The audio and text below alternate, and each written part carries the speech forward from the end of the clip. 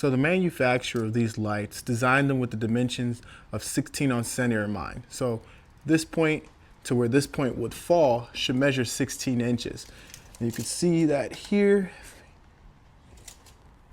16 inches right on the stud. Now, if you're working in a space that has joists like I do and they're 16 on center, you should land on a stud each time. Now, there's only two other things you need to consider. The first thing you need to consider and be mindful of is the orientation of your connector.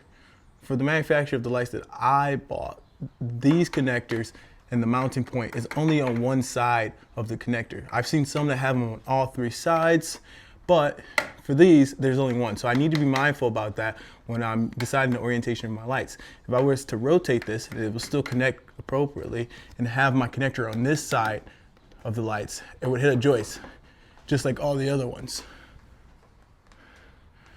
However, that's in a perfect world. Let's say that your space is a little bit off, it's not perfectly square, maybe one or two joists are off and it's throwing off your measurements further down the line. That's where I had the idea to use aircraft wire and these twist pliers to kind of make up for that difference of not being square, not being perfectly on the joist. Let me show you.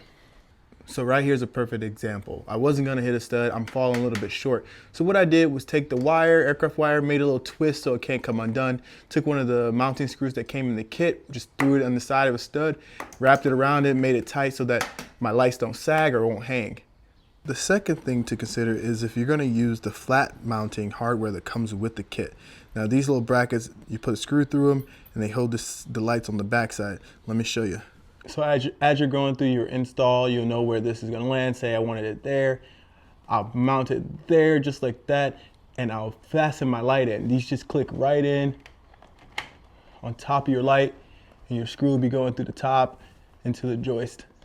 So I wanted to show this, running out of time, but for this wire, you don't even necessarily need these twist pliers. You could technically just twist it by hand if you wanted to, but these twist pliers are a cool tool. They have this like locking mechanism where you just pull this down and slide it down and it locks.